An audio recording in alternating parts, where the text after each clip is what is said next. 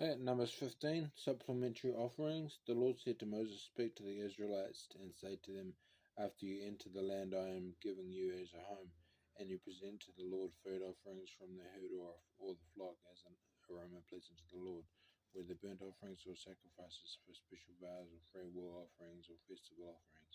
Then the person who brings an offering shall present to the Lord a grain offering of a tenth of an ephah of the finest flour mixed with a quarter of a hin of olive oil with each lamb for the burnt offering or the sacrifice. Prepare a quarter of a hin of wine as a drink offering. With a ram, prepare a grain offering of 1/5 of an ephah of the finest flour mixed with a third of a hin of olive oil and a third of a hin of wine as a drink offering. Offer it as an aroma pleasing to the Lord.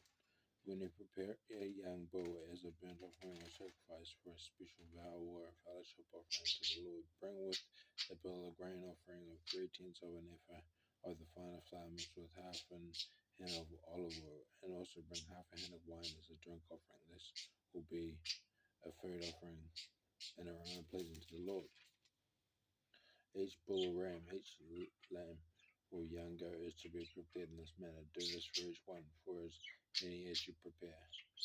Everyone who is native born must do these things in this way when they present a food offering as an aroma pleasing to the Lord. For the generations to come, whenever a foreigner or anyone else living among you presents a food offering as an aroma pleasing to the Lord, they must do exactly as you do. The community is to have the same rules for you and for the foreigner residing among you. This is a lasting ordinance for the generations to come. You and the foreigner shall be the same before the Lord. The same laws and regulations will apply both to you and to the foreigner residing among you. The Lord said to Moses, Speak to the Israelites and say to them, When you enter the land to which I am taking you, and you eat the fruit of the land, present a portion as an offering to the Lord.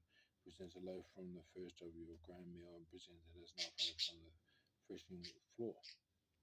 Throughout the generations to come, you are to give this offering to the Lord from the first of your grain meal, offerings for unintentional sins. Now, if you as a community unintentionally fail to keep any of these commands the Lord gave Moses, any of the Lord's commands to you through him, from the day the Lord gave them and continuing through the generations to come, and if this is done unintentionally without the community being aware of it, then the whole community is to offer a young bull for a burnt offering as an aroma pleasing to the Lord, along with its prescribed grain offering and drink offering, and a male goat for a sin offering. The priest is to make atonement for the whole Israelite community, and they will be forgiven. For it was not intentional, and they have presented to the Lord for their wrong a food offering and a sin offering. The whole Israelite community and the foreigners residing among them will be forgiven, because all the people were involved in the unintentional wrong. But if just one person sins unintentionally, that person must bring a year-old female goat for a sin offering. The priest is to make atonement before the Lord for the one who erred by sinning unintentionally, and when atonement has been made, that person will be forgiven. One and the same law applies to everyone who sins unintentionally, whether a native-born Israelite or a foreigner residing among you.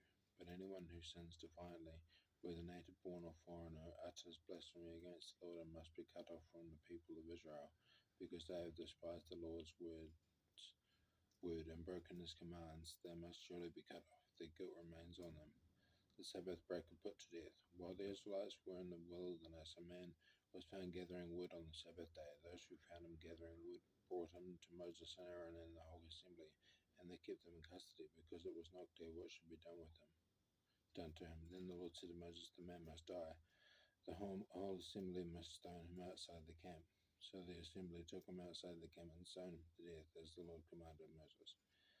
Tassels on garments. The Lord said to Moses, Speak to the Israelites and say to them, Throughout the generations to come, you are to take tassels on the corners of your garments with a blue cord on each tassel. You will have these tassels to look at, and so you will remember all the commands of the Lord, that you may obey them and not prostitute yourselves by chasing after the lusts of your own hearts and eyes. Then you will remember to obey all my commands and will be consecrated to your God. I am the Lord your God who brought you out of Egypt, and to be your God. I am the Lord your God. Sorry about the budgies.